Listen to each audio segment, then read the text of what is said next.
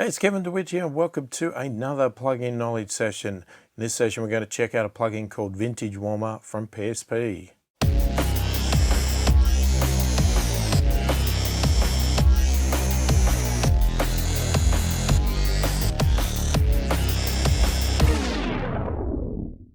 So firstly, if you are new to my channel and you like what you see, please click the thumbs up, subscribe to the channel, click the notification bell to be notified of all my future videos as they come out.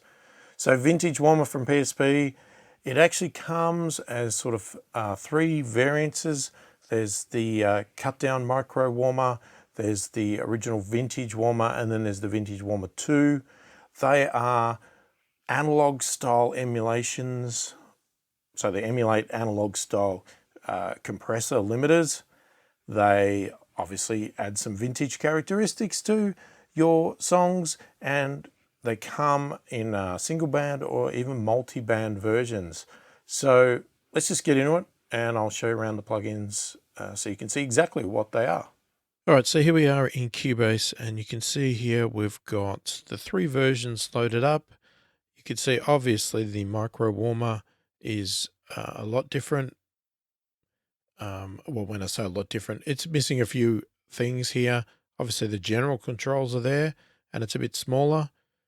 The difference between the Vintage Warmer and the Vintage Warmer 2 from a visual perspective is really, I think it's pretty much this switch here, which is just off and fat. So that's the double sampling mode there. So I guess what we'll do is, we can start off with the micro warmer. We've got a song here. I'll just bypass everything. And I'll just close those two down and we'll have a look at micro warmer. So the only thing visually straight off, from my perspective anyway, is that the interface is a little small.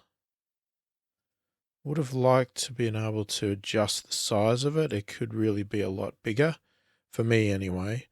Got a fairly big screen, so not having the ability to expand this is a tiny bit annoying.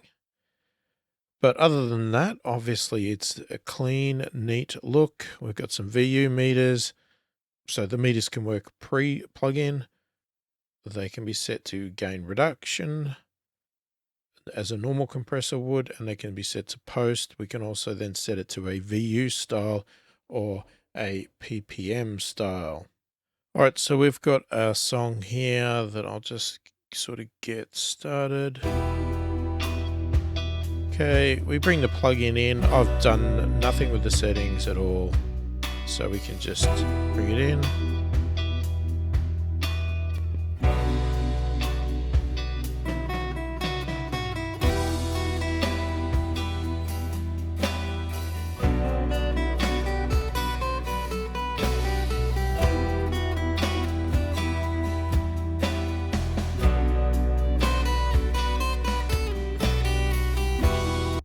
Okay, so I have reduced the level of the song to get the meters going here. It was a bit loud. I think this song was mastered anyway. So I've just got it flicked over to pre so we can just see what the VU meters look like. So we can see obviously it's moving.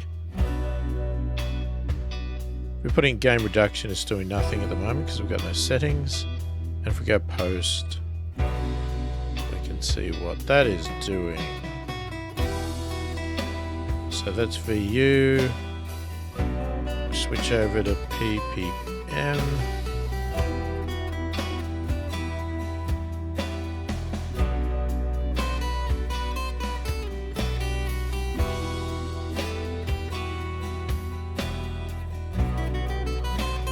So interesting, PPM shows it extremely low, whereas VU, we're obviously up in the top end of the meters here.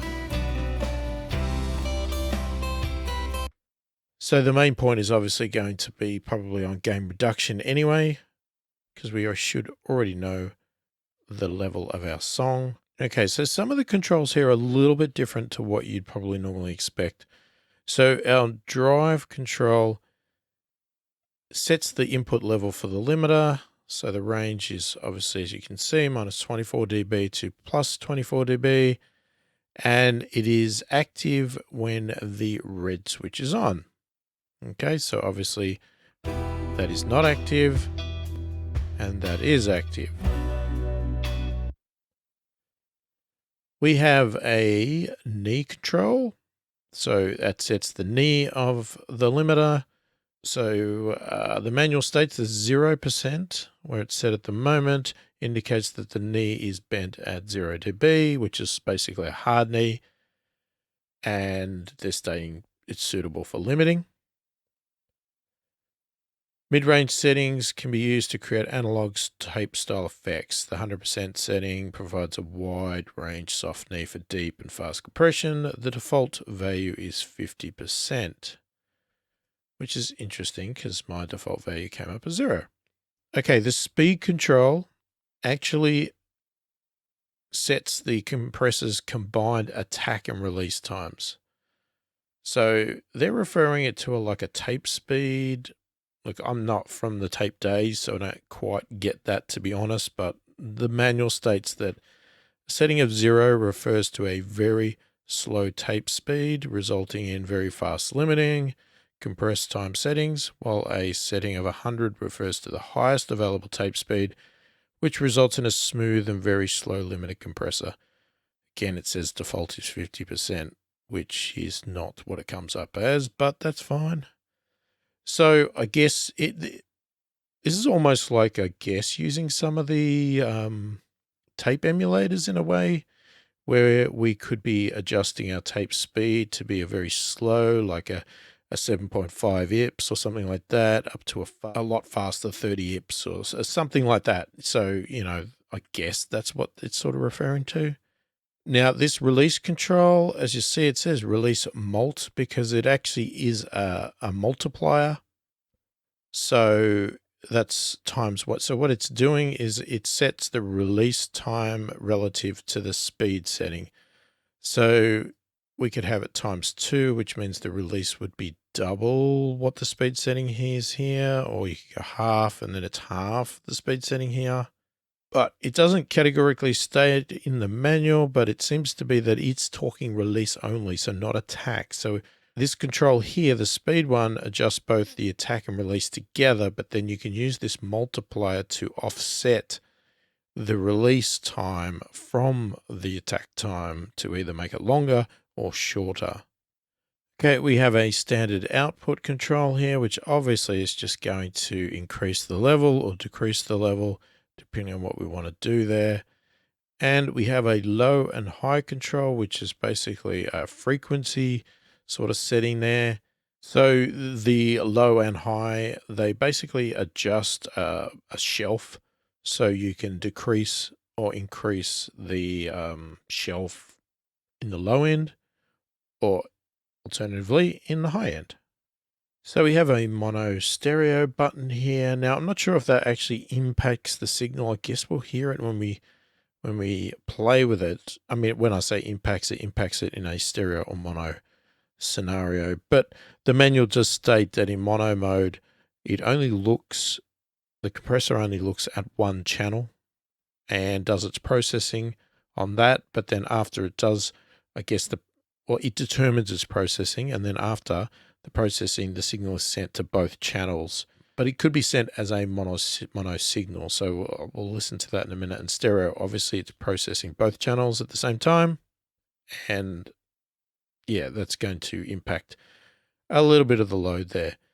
So with the link control on, it looks at both channels together, and it basically applies the same settings on both regardless of what is happening. So it looks at it as a combined thing, keeps the stereo field place the same, and processes both channels identically. If you turn the link off, then it will actually look at each channel individually, and it does its level detection on each channel individually, so that can sort of fluctuate your output left and right there. Most of the time on a stereo song anyway, we're probably going to leave it on, but you know, you can do whatever you want. Now there's some managed settings here, so we can obviously save presets and banks and things like that. We can do a compare before and after. We've got some ABs, and we do have some presets here so that we can have a look at those. So let's just play the song and dial in a few things, and let's see what we get out of it.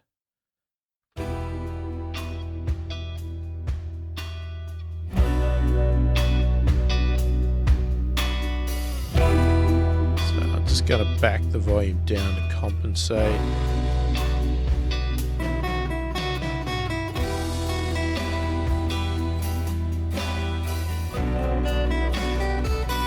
Okay, we're getting a lot of crunch there.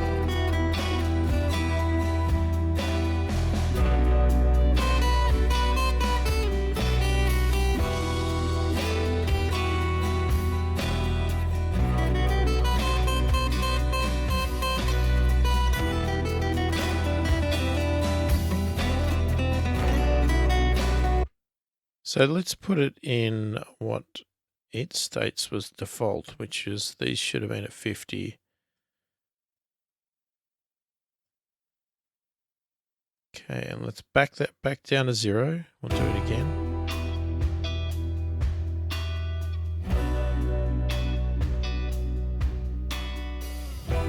Okay, so with those at 50, we're automatically getting compression with that turned down. We weren't getting that before. So, you know, we could obviously drop it off, get nothing. So we're getting about 3 dB reduction now.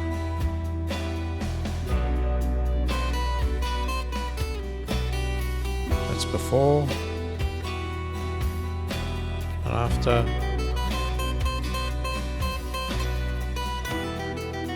So you can hear the shelf there for the low end, or we can boost it. Getting some real crunch there. I'll double the top end down. Brighten that up a bit if you want.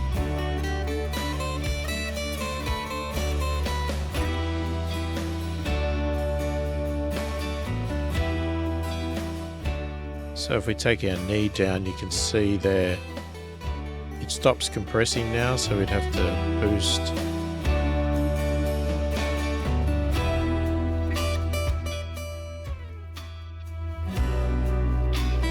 We could go for a big knee, turn that down a bit.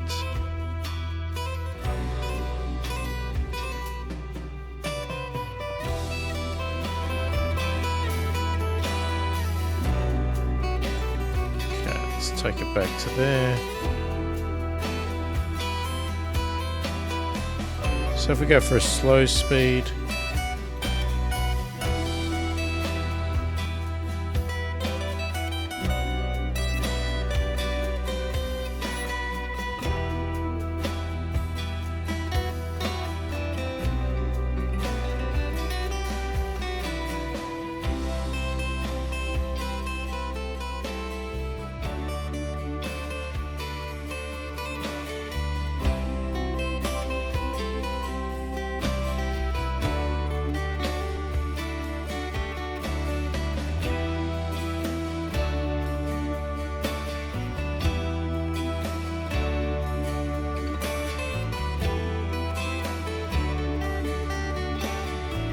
we adjust our release time.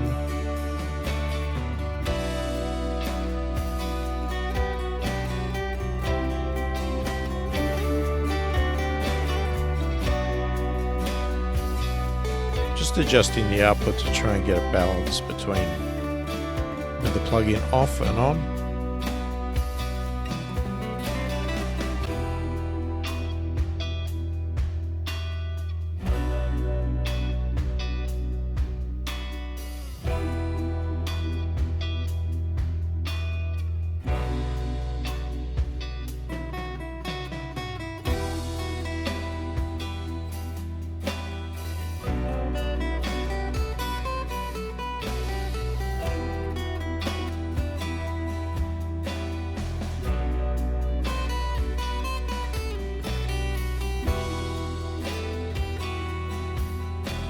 So let's load a preset, so we'll go with a track tape normal.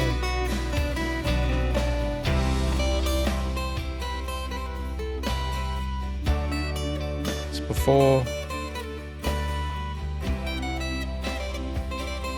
after.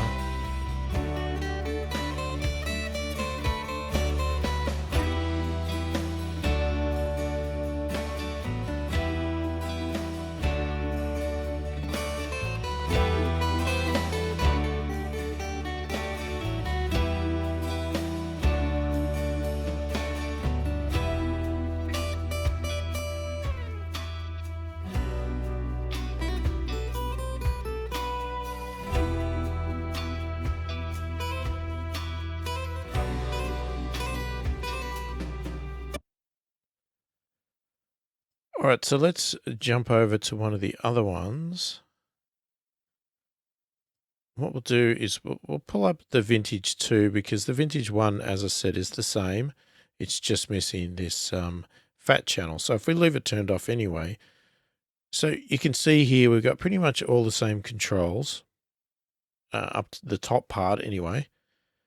And then we've got a few extras here that we can talk about. So where we had the low and high adjustments before, we still have that, but now we also have a frequency range that we can set. These settings here also have a difference depending on whether it's in single band or multi-band mode, which you can control in this switch here. So in single band mode, it works as a shelf, and these controls here set the frequency of where the shelf kicks in. Now, when it's in multi-band mode, this frequency settings here actually sets the crossover frequency for the band. So this will be the crossover frequency for the low band in multi-band, and this will be the crossover frequency for the high band in multi-band. Okay, so we also have a couple of extra buttons here on this release control. We still have it as a multiplier, but now we also have an auto setting so that we click this in, it'll do an auto release, and it will automatically adjust the release based on what it is hearing in the track, what the content is. It claims in the manual that this will result in a smoother sound and lower distortion compared to standard mode because it is readjusting all the time. So I guess we'll find that out. The long button extends the length of the release time, so it's a bit confusing. It states that it adjusts the scale of the multiplier here, and that it actually starts at the end of the standard mode. So I guess if that's 4 times, it starts at 4 times, and it indicates that that means it'll actually go up to 16 times. Would have been nice probably if the numbers could adjusted when you clicked in the button. So we have a ceiling control now. So this is for our limiter. So we can set what ceiling we like, whether you want to go to 0, whether you want to push it higher or bring it down a bit lower to give you a little bit of extra space, headroom, whatever. That's totally up to you. And you can see the little display here is updating as I move things. And I think, yeah, it adjusts depending on what control you're adjusting. We also have a mix control now, so we can actually blend in a certain amount of this instead of having all of it. So we can adjust how much of this processing is applied to our original signal. And we also have this brick wall setting here, which basically, as it states, turns this into a brick wall limiter in a way, and it will force that there is absolutely no transients that can go over 0 dBFS, whereas with it off, obviously it works more like a compressor where there's a chance that things will go over 0. So if you're using this as a proper limiter, then you would turn that on to prevent anything going over. As I stated before, we've got a switch now for single band or multi-band. So when it's in multi-band mode, it becomes a 3-band compressor limiter. We control that with our drive, but as also stated, we can set our crossovers with these 2 frequency ranges here, and we can also set some pre-gain on the low and high with these adjustments here. We have our FAT switch here. FAT stands for Frequency Authentication Technique. And they state it's an algorithm. It's supposed to do double sampling algorithm that they use in their mastering processes on other PSP plugins. It is supposed to, as the manual states, make it sound even more analog-like with less aliasing artifacts when the plugin is driven hard into distortion. The equalizers and the crossovers are also supposed to behave in a more analog way than when the FAT option is turned off. So it's obviously doing a lot more processing. It's going to take a lot more power of your CPU as well to create that sort of effect there. So again, let's turn this on. Let's run it through and see what we get.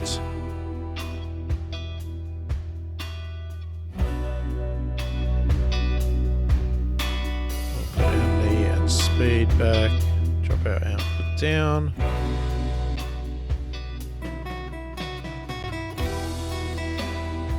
So at the moment we are a single band. We're basically doing what we did before, but using some of the extra controls.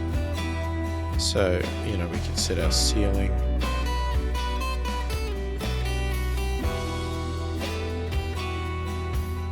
So that's auto release mode.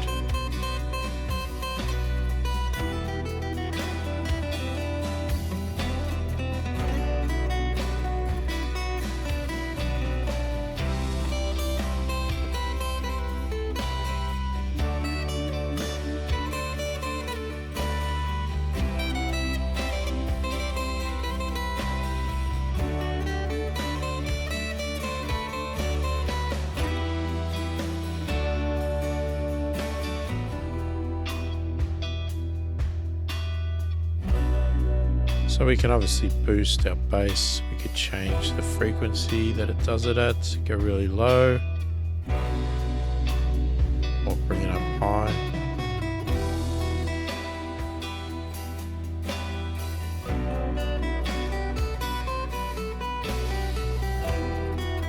Same with our highs, 16K.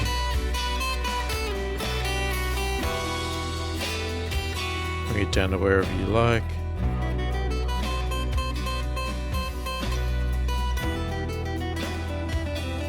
Definitely sounds like a plugin you don't want to hit too hard. There's quite a lot of crunch going on with this plugin.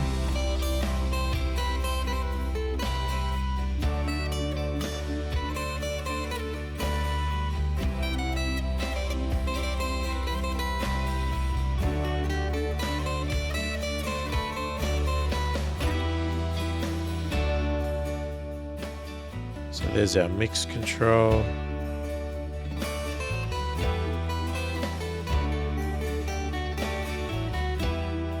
So an example of that might be that you might want to hit it really hard. Get some distortion in there and just bring a little bit up.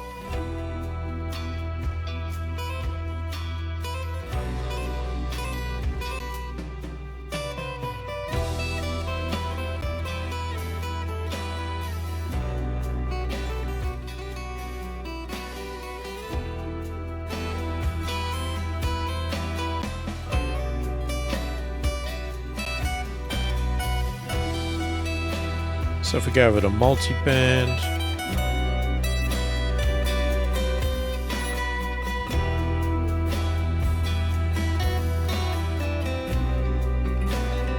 we can change our crossover.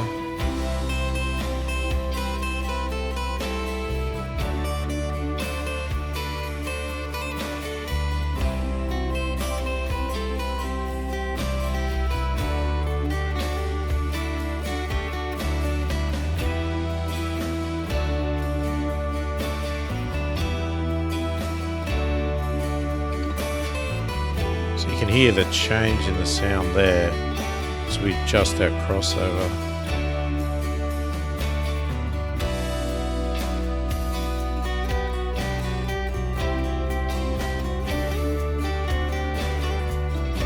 So I guess if I was mastering a song, I would be setting my low end somewhere around 150, 160, top end at about 3 to 4K.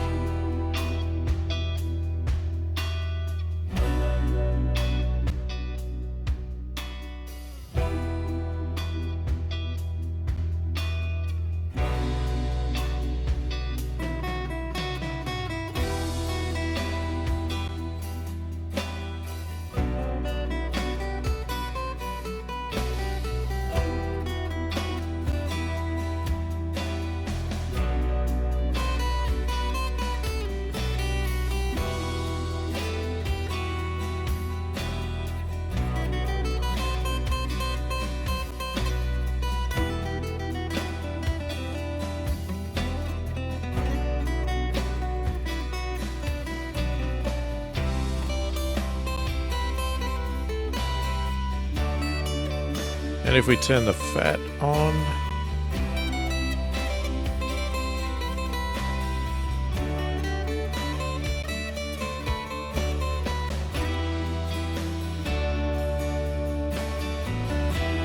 probably need to get a little bit of extra crunch in there. That's a lot of crunch.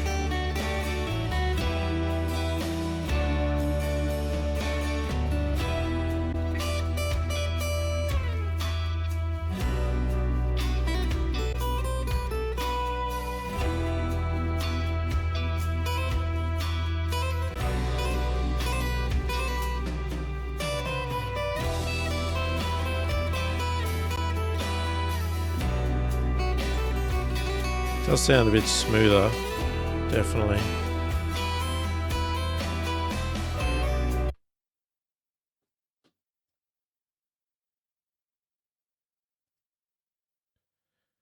So we got a lot more presets on this one here.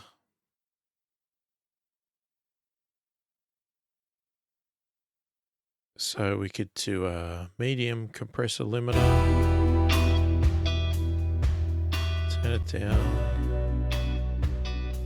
Now, I'm turning it down just for comparisons of before and after. Obviously, the point of this limiter would be to increase your volume of your track, so you would probably bring it down.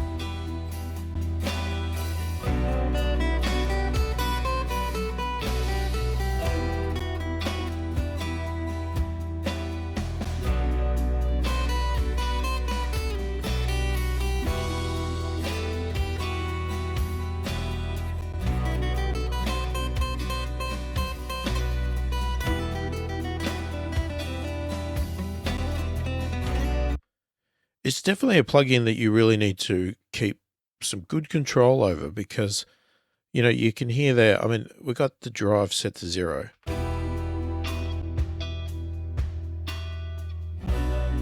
And it's doing a fair bit. You know, even just turning it up a little bit really starts to add some crunch in there. You know, so,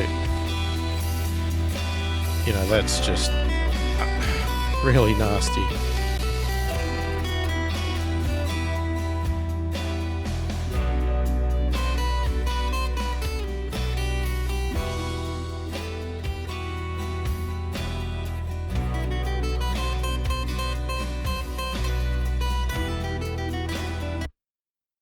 Now, obviously, if you're using this on individual tracks or something like that, then you might go a little bit harder with something, or do a little bit slightly different with something there.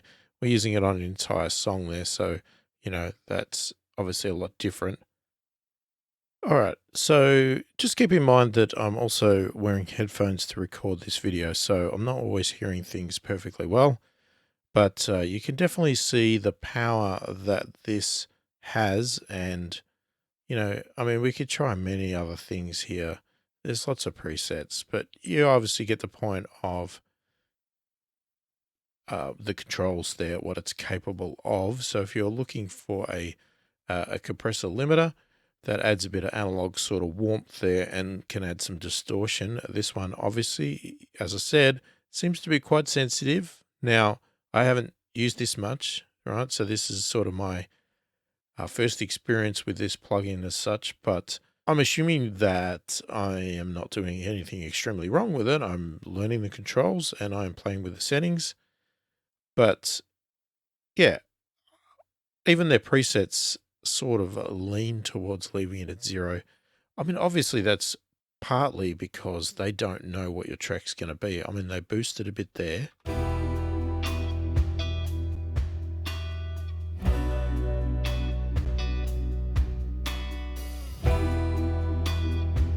Okay, but this is not even hitting at the moment.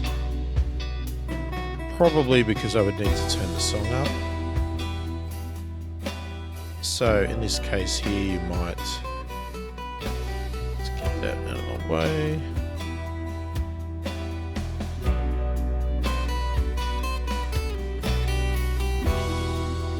So if we had it louder,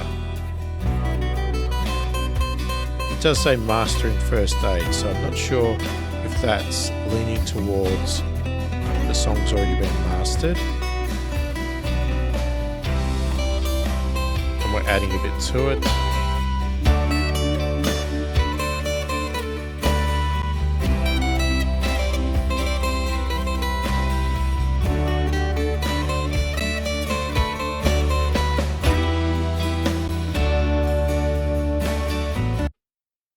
So there's plenty of settings there, and as I said, but you've got the 3 options there